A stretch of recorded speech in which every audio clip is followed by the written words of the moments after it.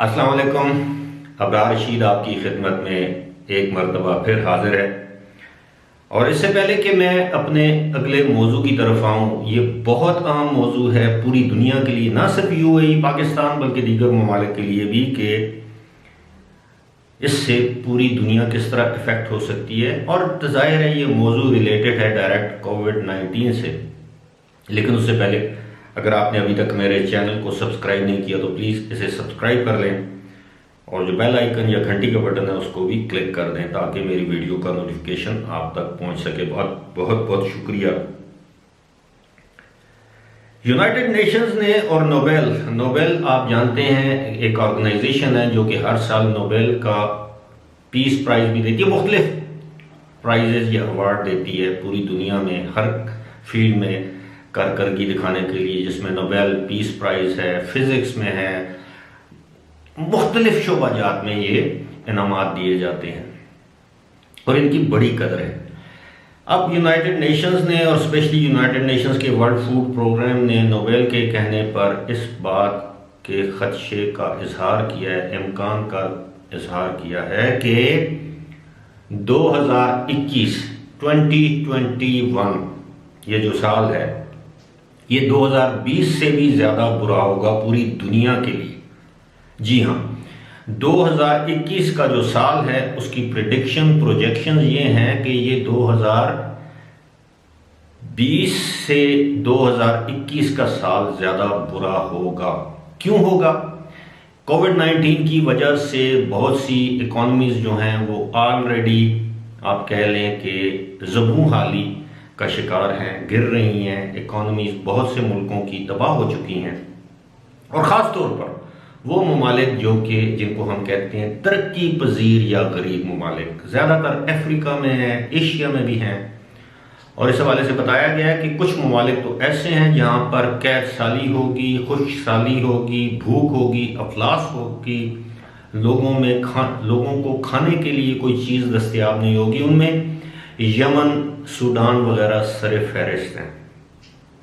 اسی حوالے سے بتایا گیا ہے کہ سیرا لیون، افغانستان، زمبابوے جیسے ممالک بھی شدید متاثر ہو سکتے ہیں. یہاں پر بھی قحط سالی جس کو فیمن کہتے ہیں، خشک سالی ہوگی، بارشیں نہیں ہوگی، مزید قدرتی آفات آئیں گی، مزید پینڈیمک وبائی امراض یہاں پر پھیلیں گی اور غربت کے باعث.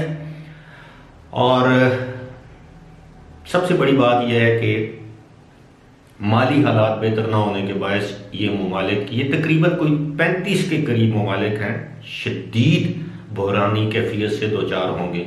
اور ایسا نہیں ہے کہ ترقی یافتہ ممالک یا ترقی پذیر ممالک اس ساری صورتحال سے متاثر نہیں ہوں گے. وہاں کی بھی پروجیکشن یہ ہیں کہ پوری دنیا اوورآل اس تمام صورتحال سے متاثر ہوگی، اور اس میں کووڈ-19 کا بڑا ہاتھ ہوگا. اور ممکن ہے اس سال کے آخر، اگلے سال کے آغاز یا اگلے سال کی پہلی سہ-ماہی میں صورتحال بہتر ہو جائے. لیکن عالمی اداروں کا یہ کہنا ہے کہ ایسا دکھائی دیتا ہے کہ 2021 کا جو سال ہے وہ اس میں مختلف عوامل کی بنا پر پوری دنیا کی مشکلات میں اضافہ ہوگا.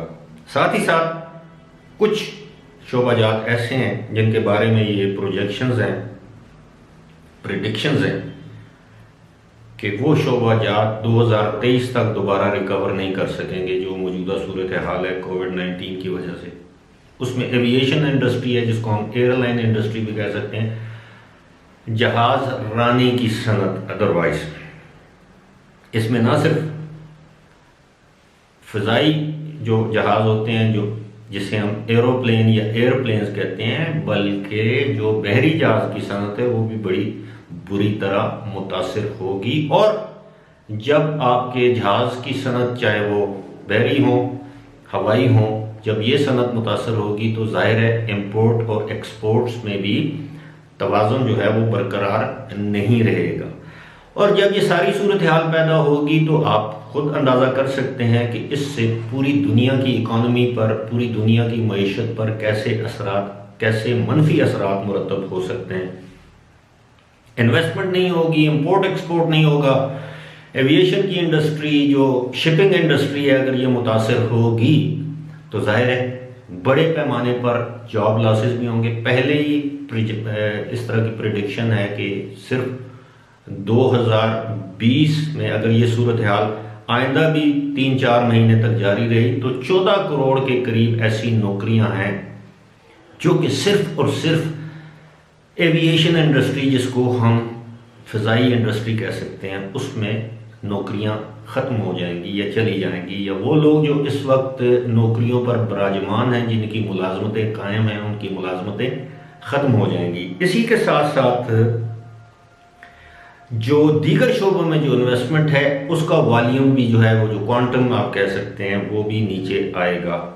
اب دیکھتے ہیں کہ یہ پروجیکشنز کس حد تک درست ثابت ہو سکتی ہیں، لیکن پر امید رہنا چاہیے، اس حوالے سے زیادہ فکر مند بھی نہیں ہونا چاہیے، کیونکہ جس اللہ نے یہ وبا بھیجی ہے اسی اللہ سے دعا کرنی چاہیے کہ وہ اس وبا سے جلد از جلد ہماری جان چھڑائے۔ لیکن ساتھ ہی ساتھ جس بری طرح سے کووڈ-19 کی اس وبا نے پوری دنیا کو اپنی لپیٹ میں لیا اور پوری دنیا کی معیشت کو تباہ کر کے رکھ دیا، ممکن ہے 2-4 سال بعد صورتحال بہتر ہو جائے، لیکن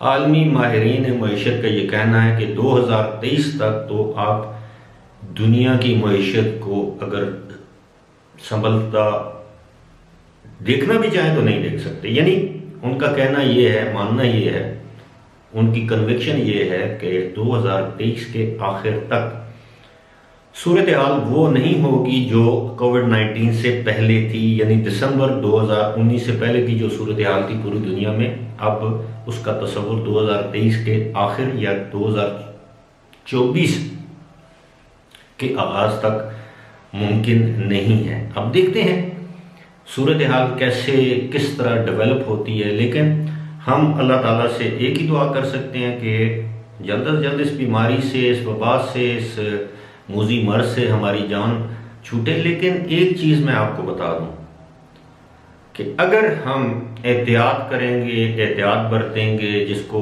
نیو نارمل کہا جا رہا ہے پوری دنیا میں، اس کو ہم اپنی زندگی کا حصہ بنا لیں گے، اسی طرح جس طرح شروع میں موبائل ٹیلی فون آیا تو لوگوں کے پاس اتنے پیسے نہیں تھے، افورڈیبلٹی نہیں تھی، افورڈ نہیں کر سکتے تھے۔ جب نیا موبائل آیا تو لوگوں کو استعمال کرنا نہیں آتا تھا، پھر جب سمارٹ فون آیا تو لوگوں کو وہ استعمال کرنا نہیں آتا۔ جس طرح آہستہ آہستہ اس کے ہم عادی ہو گئے، معاف کیجیے گا، عادی نہیں ہو گئے بلکہ رسیا ہو گئے، ایڈکٹڈ ہو گئے اس کے۔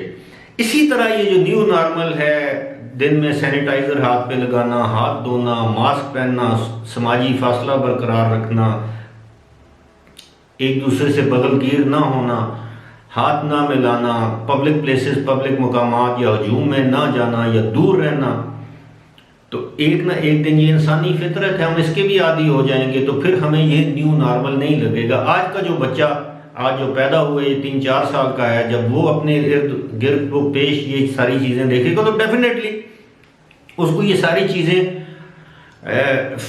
جو ہیں وہ انجان نہیں لگیں گی، ساری چیزیں اس کو وہ ایسا نہیں لگے گا کہ جی یہ کیا ہو رہا ہے، اس کے لیے تو یہی نارمل ہے۔ ہم لوگوں کے لیے شاید اس کو ہضم کرنا تھوڑا مشکل ہے، لیکن انسان جلدی اڈیپٹ کر لیتا ہے، انسان جلدی اپنے آپ کو اسی رنگ میں ڈھال لیتا ہے جو رنگ اس کو میسر ہو۔ امید ہے صورتحال بہتر ہوگی، لیکن میں نے مناسب سمجھا کہ میرے پاس جو انفارمیشن ہے میں آپ کے ساتھ شیئر کروں۔ فی الحال اسی کے ساتھ مجھے دیجیے اجازت، خدا حافظ۔